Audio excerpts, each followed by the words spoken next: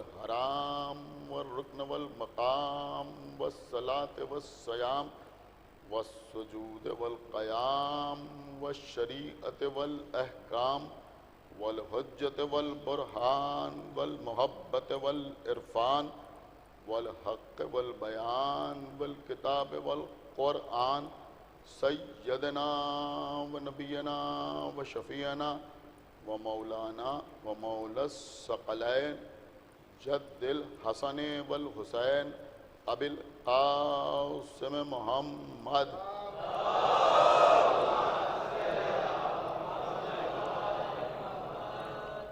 وعلى اہل بیتہ الطیبین الطاہرین المعصومین المظلومین المنتخبین المنتجبین الذین اذهب اللہ عنہم الرجس وطہرہم تطہیرا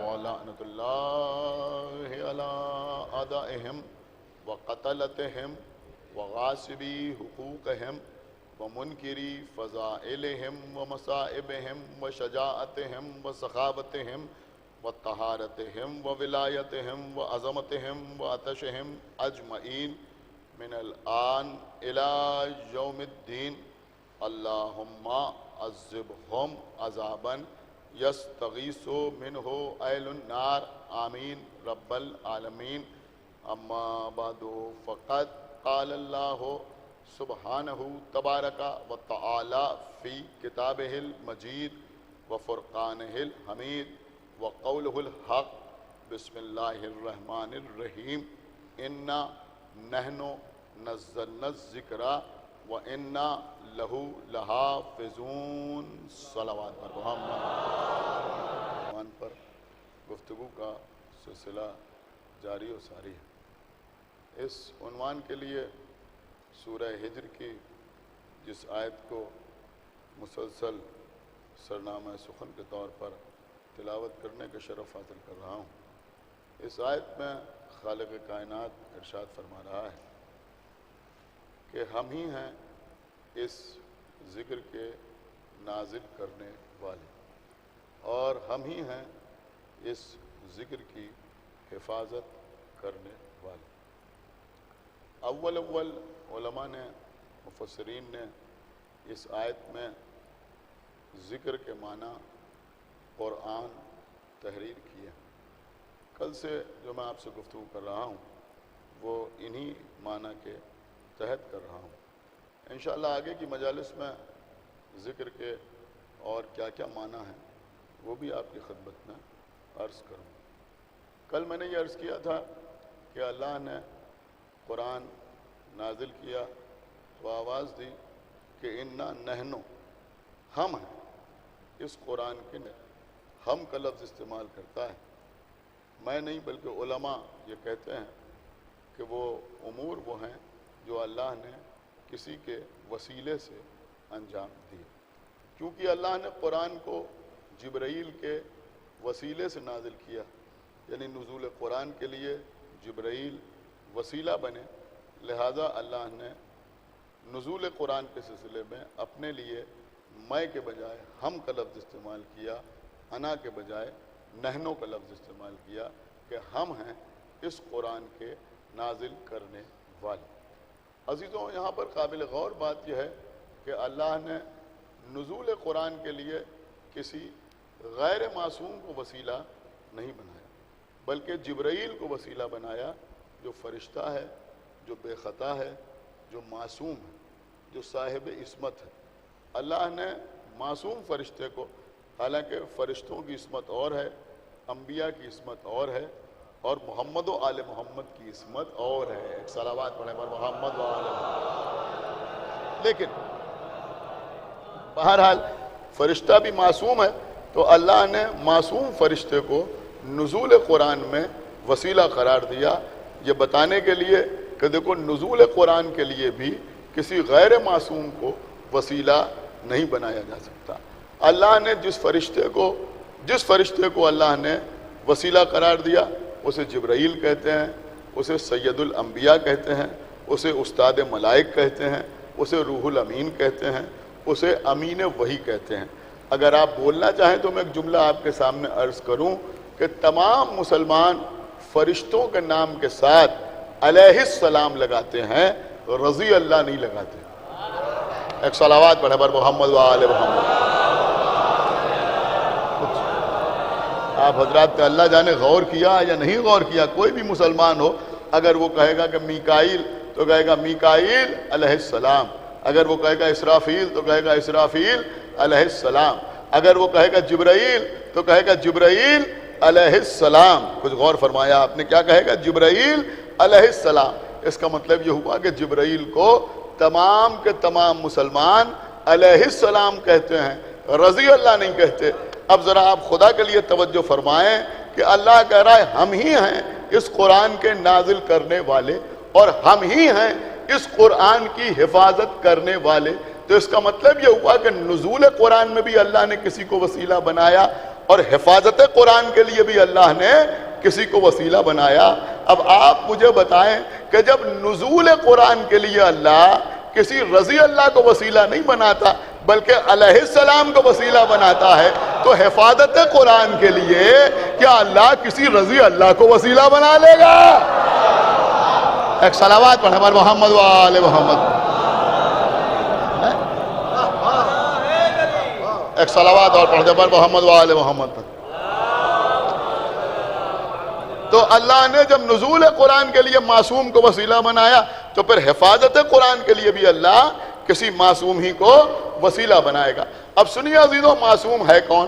بہت سمجھدار مجمع میرے سامنے بیٹھا ہوا ہے، اور ظاہر سی بات ہے کہ مجلس بہت دور تک جا رہی، یہاں تو چند لوگ ہیں، لیکن میں سمجھتا ہوں بہت زیادہ لوگ مجلس کو سماعت فرما رہے ہیں، اور خداوند عالم ان حضرات کے اجر میں اور اضافہ فرمائے کہ جو یہاں مجلس میں آ کے فرش عزا پر شرکت نہیں فرما پا رہے ہیں بلکہ آن لائن مجلس کو ملاحظہ فرما رہے ہیں، خداوند عالم ان کو صبر بھی عطا کرے اور ان کی جزا میں اضافہ فرمائے۔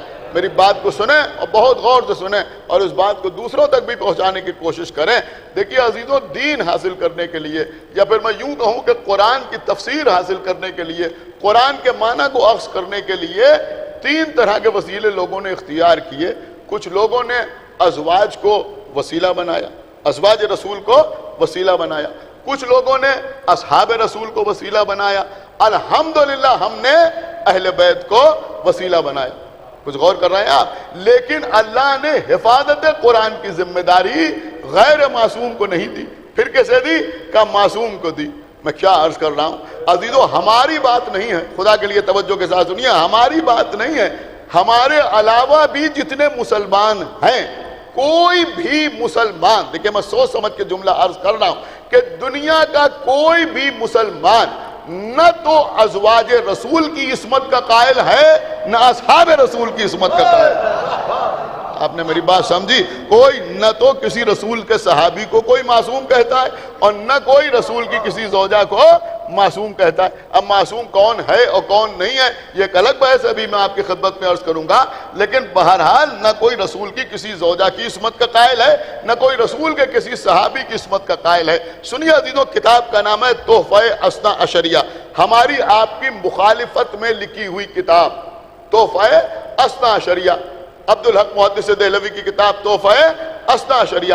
تحفہ اثنا عشریہ میں محدث دہلوی نے وہ کتاب جو ہماری مخالفت میں لکھی گئی ہے، اس میں انہوں نے یہ تحریر کیا، اب میں دیکھتا ہوں کون خاموش رہتا ہے، اس میں انہوں نے یہ تحریر کیا کہ اہل سنت والجماعت کا، دیکھیں جو جملے ہیں بالکل وہی جملے آپ کی خدمت میں عرض کرنا، سنیے گا۔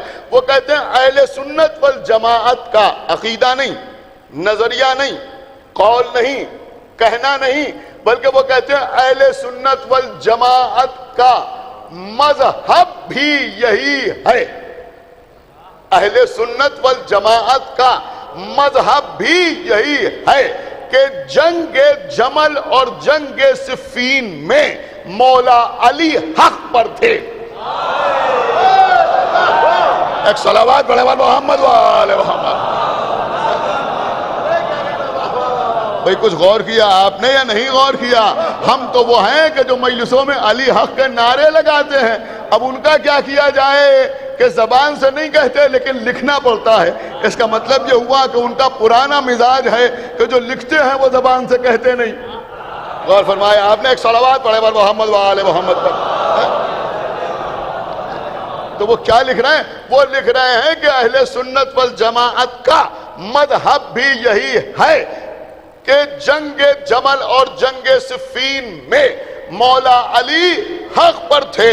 اب اگر ہمارا کوئی لکھتا تو وہ لکھتا کہ ان کے مقابلے پہ آنے والے باطل پر تھے، لیکن اب ان کی مجبوری ہے لہذا وہ کیا لکھتے ہیں؟ اب ان کا جملہ سنیے گا، آپ کے مطلب کی بات ہے. وہ کہتے ہیں کہ جنگ جمل اور صفین میں مولا علی حق پر تھے اور مولا علی کے مقابلے پر آنے والے خطا اور غلطی پر تھے. کاہے پر تھے؟ نہیں غور کیا آپ نے. خطا پر تھے اور غلطی پر تھے.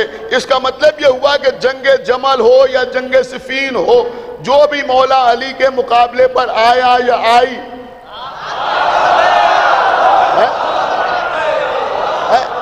وہ کہہ رہے ہیں وہ خطا اور غلطی پر تھے. وہ خطا اور غلطی پر تھے. بہرحال دوسرا بھی کوئی اچھا کام کرے تو اسے اپریشیٹ کرنا چاہیے. میں سمجھتا ہوں کہ محدث دہلوی جیسی ہمت ہر شخص میں ہونا چاہیے کہ اگر ماں سے بھی خطا ہو تو ایکسپٹ کرے.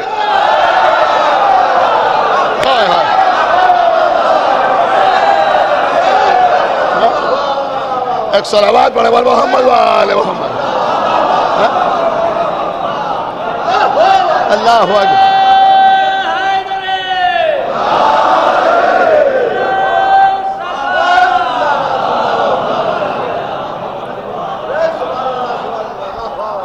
سرکار باب المراد کی عطا ہے. پوری توجہ آپ حضرات کی چاہتا ہوں. انہوں نے لکھا کہ آنے والے خطا اور غلطی پر تھے. خطا اور غلطی پر تھے.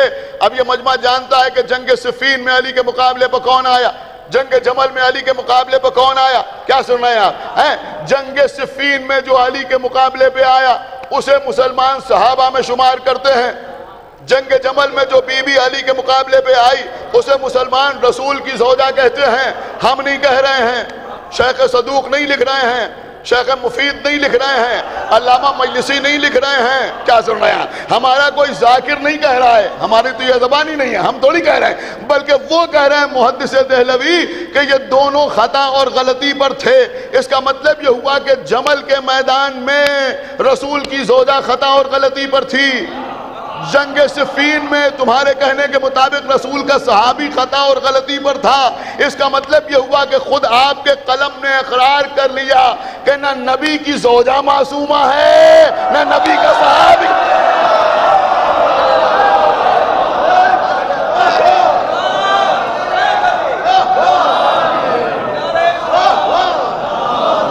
مانا یا نہیں مانا؟ ایک بابا سے بلند صلوات پڑھے بر محمد و آل محمد. اب سنیے اس کے بعد وہ کیا لکھتے ہیں. اس کے بعد وہ لکھتے ہیں کہ یہ بیچارے، اللہ اکبر، سنا نہیں آپ؟ وہ لکھتے ہیں یہ بیچارے. جب بیچارے ہیں انہوں نے کہا یہ بیچارے، لیکن جملہ سنیے گا، قرآن کی آیت کا مطلب نہیں سمجھ سکے لہذا ان سے اجتہادی غلطی ہو گئی. اب اس وقت اجتہادی غلطی پر تبصرہ نہیں ہے، لیکن اتنا ایکسپٹ کیا انہوں نے کہ یہ قرآن کی آیت کا مطلب نہیں سمجھ سکے. مطلب نہیں سمجھ سکے. اگر میں نہ سمجھ سکوں تو حیرت کی بات نہیں.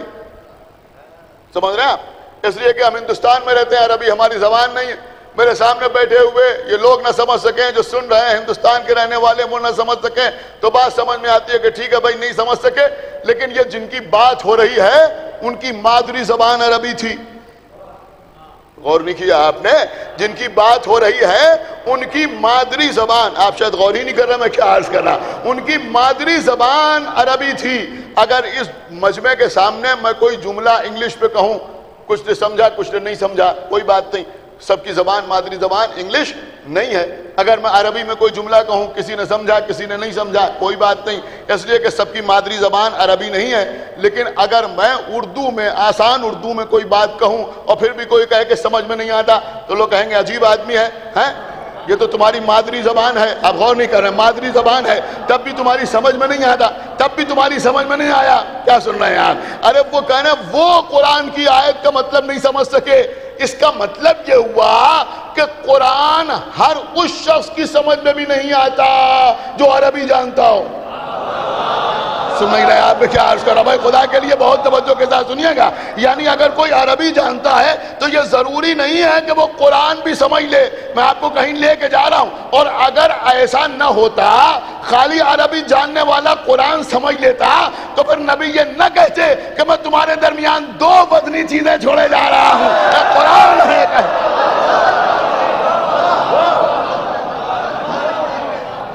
ایک صلوات پڑھے بر محمد و آل محمد.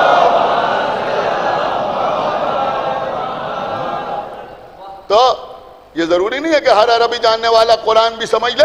قرآن کو سمجھنے کے لیے دامن اہل بیت سے وابستہ ہونا ضروری ہے. اب آپ مجھے بتائیں کہ کیا یہ بات حیرت کی نہیں ہے کہ ایک طرف خود یہ قبول کر رہے ہیں کہ یہ قرآن کی آیت کا مطلب نہیں سمجھ سکے. یہاں تو لوگ اتنے محتاط ہوتے ہیں کہ اگر کوئی مولوی, کوئی عالم یا مثلا کوئی ذاکر, کوئی خطیب منبر پر قرآن مجید کی آیت پڑھے اور زبر زیر کی غلطی ہو جائے تو لوگ کہتے ہیں صاحب عجیب آدمی ہیں یہ, قرآن کی آیت پڑھ رہے تھے, زبر پڑھنا چاہیے تھا زیر پڑھ دیا, زیر پڑھنا چاہیے تھا زبر پڑھ دیا. اور وہاں عالم کیا ہے, خود قبول کر رہے ہیں کہ یہ قرآن کی آیت کا مطلب نہیں سمجھ سکے. اب آپ ذرا بے احتیاطی ملاحظہ فرمائیے کہ جو قرآن کی ایک آیت کا مطلب نہیں سمجھ سکے, سارا دین انہی سے لینے کے لیے تیار ہے. ایک صلوات پڑھیں بر محمد و آل محمد. سارا دین. ایک صلوات اور پڑھ دیں بر محمد و آل محمد. بس قبلہ, میں بہت دیر آپ کو زحمت نہیں دینا چاہتا. آج میں چاہتا ہوں کہ مصائب پڑھ دوں آپ کی خدمت میں, لیکن اس سے پہلے چند باتیں عرض کرنا ضروری. تو عزیزوں, یہ ہے حفاظت قرآن. تو حفاظت قرآن کون کرے گا؟ کہ چونکہ نزول قرآن کے لیے اللہ نے معصوم فرشتے کو وسیلہ بنایا, لہذا حفاظت قرآن کے لیے بھی معصوم کا ہونا ضروری ہے. ہو سکتا ہے کوئی کہے کہ بھائی حفاظت قرآن کی ضرورت ہی کیا ہے؟ نہیں, ضرورت کیوں نہیں؟ اس لیے کہ دشمنان قرآن کتنے طاقتور ہیں اس کا آپ کو اندازہ نہیں. بھئی آپ غور کیجئے, حفاظت دشمنوں ہی سے تو کی جاتی ہے نا. قرآن کے دشمن یہودی, میں نے غلط تو نہیں عرض کیا, یہودی قرآن کے دشمن, نصارہ قرآن کے دشمن, مشرکین قرآن کے دشمن, کفار قرآن کے دشمن, اور عرض کروں نبی کے زمانے کے منافقین. لیکن میں کہاں لے گیا آپ کو؟ قرآن کے دشمن. تو اب اتنے دشمنوں سے اللہ کو تحفظ قرآن کرنا ہے تو کسی نہ کسی کو وسیلہ تو بنانا ہے نا کہ جو قرآن کو یہودیوں سے بھی بچا لے, نصارہ سے بھی بچا لے, مشرکین سے بھی بچا لے, کفار سے بھی بچا لے, منافقین سے بھی بچا لے. اب آپ مجھے بتائیے, میں ایک بہت سیدھا سوال آپ سے کر رہا ہوں کہ اب قرآن کو بچانا ہے اتنی بڑی بڑی طاقتوں سے, تو کیا اب قرآن کو ان کے حوالے کر دیا جائے جو قرآن کے چند اوراق اتنی بڑی طاقتوں سے نہیں, بکری سے نہیں بچا پائے؟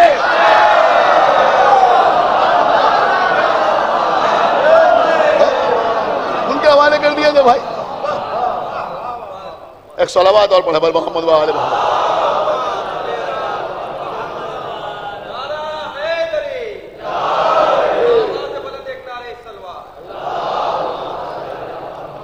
پوری توجہ آپ حضرات کی چاہتا ہوں. لہذا ضرورت اس بات کی ہے کہ قرآن کی حفاظت کی ذمہ داری ایسوں کو دی جائے کہ جو معصوم ہو. میں آپ کو کہاں لے کے گیا؟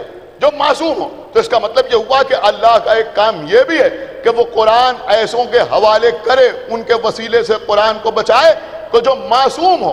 تو یہ مسئلہ ہی اتنا اہم ترین تھا کہ اللہ کے تیور اپنے حبیب سے بدل گئے. یا ایھا الرسول بلغ ما انزل الیک من ربک وَإِن لَمْ تَفْعَلْ فَمَا بَلَّغْتَ رِسَالَتَهُ وَاللَّهُ يَعْصِمُكَ مِنَ النَّاسِ. اے ہمارے حبیب پہنچا دو وہ پیغام جو تم پر تمہارے رب کی جانب سے نازل کیا جا چکا, اور اگر یہ نہ پہنچایا تو گویا کار رسالت انجام نہیں دیا. یوں سمجھیں کہ غدیر میں علی کو ہاتھوں پر اٹھا کر ولایت علی کا اعلان نہیں ہو رہا ہے, یہ بتایا جا رہا ہے کہ اللہ نے جو قرآن کے تحفظ کا وعدہ کیا ہے وہ اس کے بھروسے پر کیا ہے. ایک صلوات پڑھے محمد والے محمد, اس کے بھروسے پر کیا جس کے ہاتھوں پر اٹھا کے دکھایا جا رہا ہے. ایک صلوات اور پڑھے محمد والے محمد,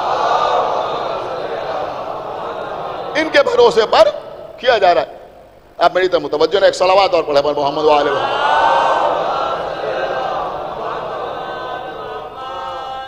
تو غدیر کا میدان ہے, اللہ کے رسول ہیں, مولا علی کو دونوں ہاتھوں پر اٹھا کے دکھا رہے ہیں, اور کیا فرما رہے ہیں؟ من کنت مولا ہو فہذا علی جن مولا. جس جس کا میں مولا ہوں, جس جس کا میں مولا ہوں, اس کا یہ علی مولا ہے. بس قبلہ بات تمام ہو رہی. یہی ہمارا ایمان ہے, یہی ہمارا عقیدہ ہے. خدا بند عالم کروٹ کروٹ جنت عطا کرے. خطیب اکبر مولانا مرزا محمد اطہر صاحب قبلہ بڑی خوبصورت سی بات ارشاد فرمایا کرتے تھے. وہ فرماتے تھے کہ غدیر میں اللہ کے رسول حدیث ارشاد فرما رہے تھے اور ہم نیچے بیٹھے ہوئے کلمہ پڑھ رہے تھے. ہم نیچے بیٹھے ہوئے کلمہ پڑھ رہے تھے. دیکھیں عزیزوں, جب کوئی سرکاری تحریر سامنے آتی ہے نا تو اس میں پوائنٹس لکھے ہوتے ہیں 1 2 3 4 5 اور آخر میں لگی ہوتی ہے مہر. مہر لگنے کا مطلب کیا ہوتا ہے پتہ ہے؟ مہر کا مطلب ہوتا ہے کہ اب اس کے بعد اگر کچھ لکھا جائے تو وہ لیگل نہیں. غور کر رہے ہیں؟ اس مہر کو کہتے ہیں خاتم. دیکھیں سنیں یہ مجموعہ, بچے بہت غور سے سنیں, ہو سکتا ہے کوئی نئی بات ہو ان بچوں کے لیے. اس مہر کو, اس سیل کو کہتے ہیں خاتم. پیغمبر اسلام کو جو خاتم الانبیاء کہا جاتا ہے, خاتم الانبیاء, یہ ان معنوں میں بھی کہا جاتا ہے کہ نبوت میں آخری, بس مہر لگ گئی, اب اس کے بعد کوئی نبی نہیں آئے گا. انبیاء کے خاتم ہے کون؟ پیغمبر اسلام. اور مہر کو خاتم اس لیے بھی کہا جاتا ہے کہ آج کل تو الگ سے سیل بنتی ہے, الگ سے مہر بنتی ہے. پہلے انگوٹھی کے نکینے کے اوپر وہ نقش ہوتے تھے اور اسی پر روشنائی لگا کے انگوٹھی سے وہ مہر لگا دی جاتی تھی. تو انگوٹھی کو بھی خاتم کہتے ہیں اور مہر کو بھی خاتم کہتے ہیں کیونکہ انگوٹھی سے مہر لگائی جاتی تھی. یہ خاتم اپنے ذہن میں رکھیں, مہر. اس کے بعد خطیب اکبر کا نقطہ ملاحظہ فرمائیں. وہ فرماتے تھے کہ ادھر رسول حدیث ارشاد فرما رہے تھے اور ہم نیچے بیٹھے ہوئے کلمہ پڑھ رہے تھے. اللہ کے رسول نے فرمایا اللہ مولایا, اللہ میرا مولا ہے. ہم نے کہا لا الہ الا اللہ. نبی نے فرمایا کہ انا مولا المومنین, اور میں مومنین کا مولا ہوں. ہم نے کہا محمد رسول اللہ. نبی نے فرمایا من کنت مولا ہو فہذا علی مولا. ہم نے کہا علی ولی اللہ. اور جیسے ہی ہمارا کلمہ مکمل ہوا اللہ نے جبرائیل کو بھیج کے مہر لگا دی, الیوم اکملت لکم دینکم.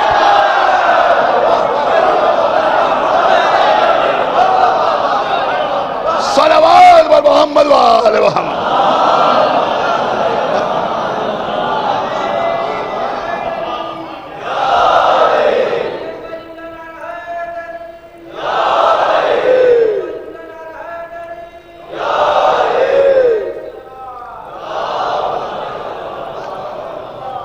اکملت لکم دینکم واتممت علیکم نعمتی. بس ہم نے دین کو کامل کر دیا اور نعمتوں کو تم پر تمام کر دیا. یہ علی ولی اللہ کیا سمجھتے ہیں لوگ؟ علامہ مجلسی علیہ الرحمہ, کتاب کا نام بہار الانوار. علامہ مجلسی نے تحریر کیا کہ ہمارے چھٹے امام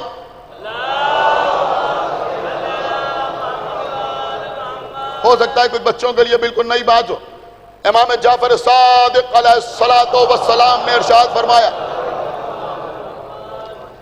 ہمارے چھٹے امام نے ارشاد فرمایا کہ ہمارے جد کی حدیث ہے, ہمارے جد کی حدیث ہے. کس کی؟ پیغمبر اسلام کی. اللہ کے رسول نے ارشاد فرمایا اور چھٹے امام نے بیان فرمایا کہ پیغمبر ارشاد فرماتے ہیں کہ جبریل امی میرے پاس آئے اور آنے کے بعد کہا کہ اے میرے حبیب میں روز قیامت آپ کی ساری امت کو داخل جنت کر دوں گا. مجھے پتا تھا کہ آپ ایسی خاموشی سنیں. میں آپ کی ساری امت کو, کچھ غور کیا آپ نے, آپ کی ساری امت کو داخل جنت کر دوں گا سوائے ان کے جو خود جنت میں جانے سے انکار کر دیں. ہائے ہائے, ایک صلوات پڑھے محمد وآل محمد. آپ شاید غور نہیں کر رہے میں کیا عرض کر رہا ہوں.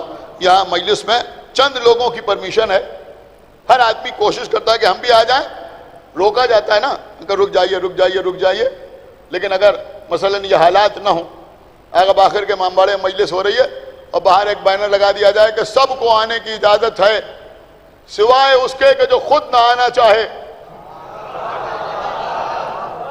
آپ شاید سن ہی نہیں رہے میں کیا عرض کر رہا ہوں. سوائے اس کے کہ جو خود نہ آنا چاہے, تو لوگ کہیں گے کون کمبخت ایسا ہوگا جو مجلس میں آنا نہ چاہے.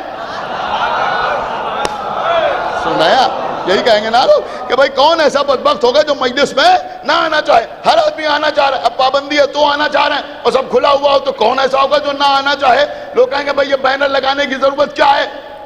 تو اللہ کیا کہہ رہا ہے, میں سب کو جنت میں داخل کروں گا سوائے اس کے کہ جو خود جنت میں جانے سے انکار کر دے. جو خود جنت میں جانے سے انکار کر دے. پیغمبر نے بھری ہوئی مسجد میں فرمایا کہ میں نے جبرائیل سے پوچھا کہ یہ بتاؤ وہ کون ہوں گے جو خود جنت میں جانے سے انکار کریں. تو جبرائیل نے کہا کہ اللہ کہہ رہا ہے اے حبیب وہ لوگ وہ ہوں گے جو میری وحدانیت اور آپ کی رسالت کا کلمہ پڑھنے کے بعد اقرار ولایت علی سے انکار کر دیں.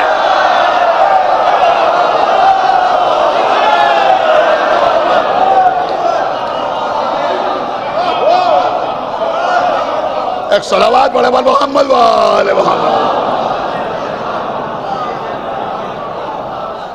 اب بھیا سوچ سمجھ لو.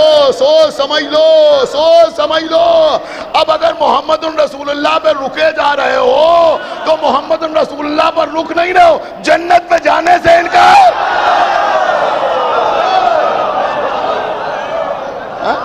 ایک صلوات پڑھے محمد وآل محمد. بس قبلہ بات تمام. ولایت امیر المومنین اور ادائے سرکار سید الشہداء, یہی ہماری پہچان, ہمارا تشخص, بلکہ یوں کہا جائے کہ یہی ہماری زندگی ہے. عزیزوں, ادھر محرم کا چاند نمودار ہوتا ہے.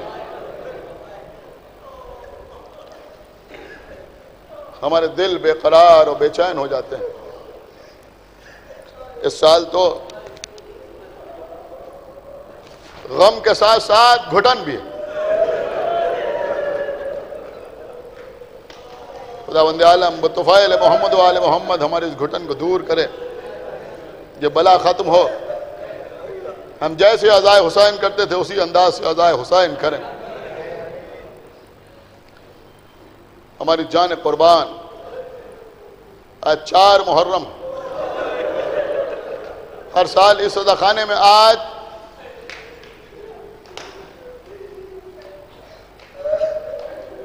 بی بی زینب کے دونوں بچوں کا پرسہ آقا حسین کی خدمت میں پیش کیا جاتا ہے.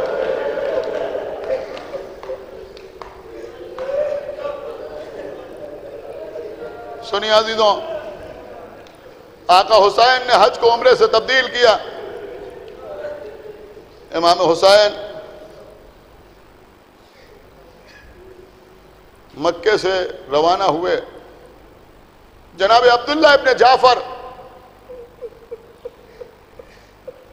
شہزادی کے شوہر مکے تک, مدینے سے مکے تک آقا حسین کے ساتھ آئے تھے.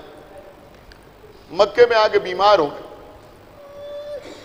حکم دیا, بڑا مرتبہ ہے جناب عبداللہ ابن جعفر کا. اگر آپ کو یاد ہو تو میں نے 4-5 سال پہلے آج کی مجلس میں بڑی تفصیل کے ساتھ جناب عبداللہ ابن جعفر کا تذکرہ کیا تھا. غالباً جہاں تک مجھے یاد ہے، اگر میں غلطی نہیں کر رہا ہوں تو 2015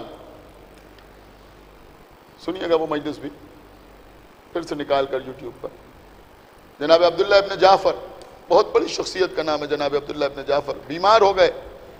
امام حسین نے کہا آپ واپس مدینے چلے جائیں. حکم تھا آقا کا مدینے کی طرف واپس چلے. آقا حسین آگے بڑھے. کچھ دور پہنچے تھے کہ کسی نے آگے اطلاع دی کہ عبداللہ ابن جعفر واپس آ رہے ہیں. پھر روکا قافلے کو. عبداللہ آقا حسین کے قریب آئے، کہا میرے شہزادے آپ پر سلام.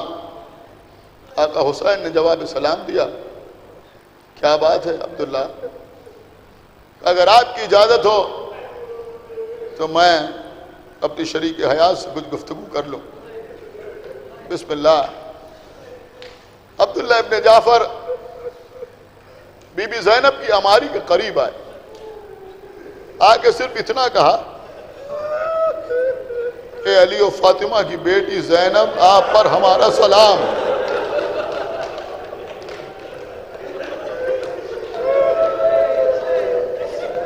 آپ پر ہمارا سلام. شہزادی زینب نے جواب سلام دیا اور اس کے بعد کہا اے میرے والی، میرا اللہ گواہ ہے میں جب سے آپ کے عقد میں آئی کبھی ایک لمحے کے لیے آپ کی نافرمانی نہیں کی.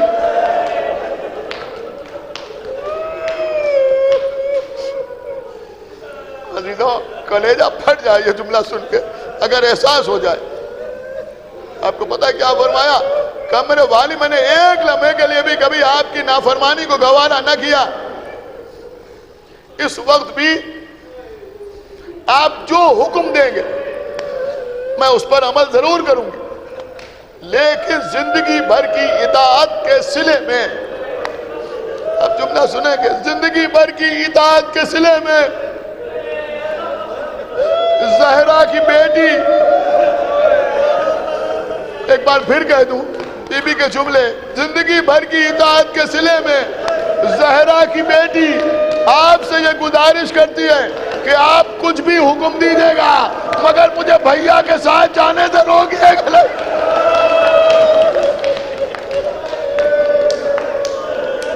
اے بی بی میں روکنے کے لیے نہیں آیا ہوں. اے بی بی میں روکنے کے لیے نہیں آیا ہوں. اے بی بی اگر آقا حسین مجھے حکم نہ دیتے تو میں واپس نہ جاتا، میں بھی کربلا چلتا آقا پر چاند قربان کرنے کے لیے. لیکن بی بی میں آیا اس لیے ہوں کہ جب کوئی سفر پہ جاتا ہے تو صدقہ اس کے ساتھ کیا جاتا ہے. اے بی بی یہ ہمارے بچے اون و محمد ہیں، انہیں اپنے ساتھ لے جائیے، بیٹا سمجھ کے نہیں، حسین کا صدقہ سمجھ کے ساتھ لے جائیے. اللہ اکبر. اگر کوئی موقع آئے تو ایک کو میری جانب سے قربان کر دیجیے گا، ایک کو اپنی جانب سے قربان کر دیجیے گا. بی بی زینب کی آنکھوں سے آنسو جاری ہوئے. عبداللہ دل تو میرا بھی یہی چاہتا تھا کہ میں اون و محمد کو ساتھ لے کے جاؤں، لیکن آپ بیمار تھے لہذا میں نے نہ کہا. اللہ آپ کو اس قربانی کا اجر عطا کرے. عزیزوں قافلہ چلا. عبداللہ اپنے چند غلاموں کے ساتھ تنہا مدینے کی طرف واپس گئے. اون و محمد ماموں کے ساتھ چلے. قافلہ کربلا آ گیا. بس عزیزوں جلدی جلدی پڑھ رہا ہوں. روز عاشورہ امام حسین کے انصار جاتے رہے آتے رہے، جاتے تھے میدان سے لاشا واپس آتا تھا. اون و محمد بار بار اٹھتے تھے، ماموں ہمیں میدان میں جانے کی اجازت،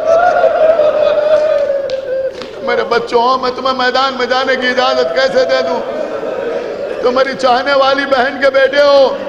بچے بار بار اجازت مانگتے ہیں، امام حسین سے اجازت نہیں ملتی.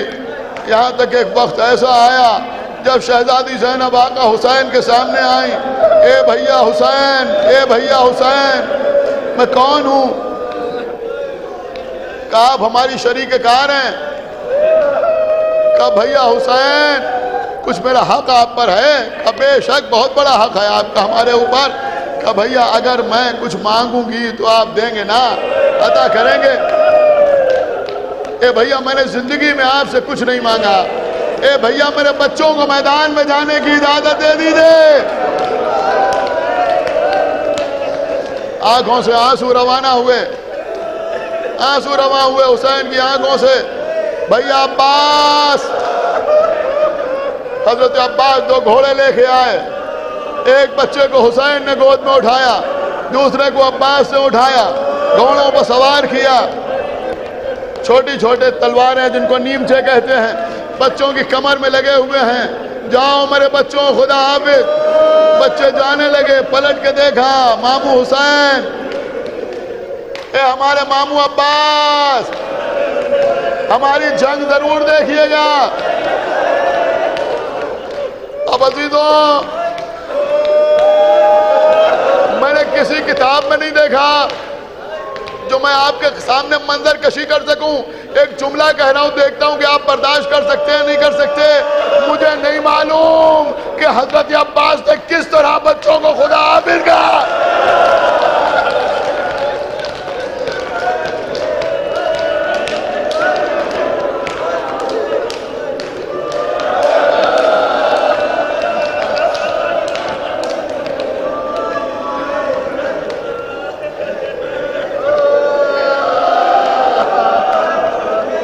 دیکھیے میری بات سمجھ،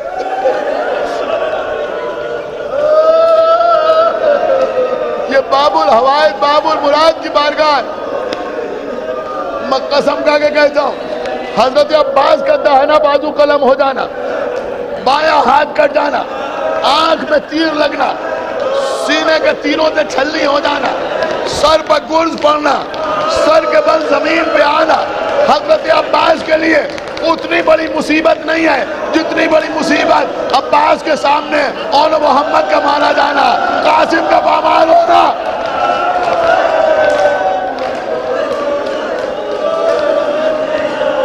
جاؤ بچوں جاؤ، آقا حسین نے خدا حافظ کہا۔ چھوٹے چھوٹے بچے میدان میں آئے، رجس پڑھنا شروع کیا۔ اے قوم جفاکار، ہم جعفر کے پوتے ہیں، ہم علی کے نواسے ہیں، ہم کو تلوار چلانے کا فن ہمارے ماموں عباس نے سکھایا ہے۔ بچے جنگ کرتے رہے، کسی نے پکار کے کہا کہ ان بچوں سے تنہا جنگ نہ کرو، ایک ساتھ مل کے حملہ کرو۔ لشکروں نے حملہ کیا، بچوں نے بھی نیمچے کھینچے، میسرے پر حملہ کیا، میمنے تک پہنچ گئے، میمنے پر حملہ کیا، میسرے تک پہنچ گئے۔ دونوں بچے ساتھ ساتھ حملہ کر رہے ہیں۔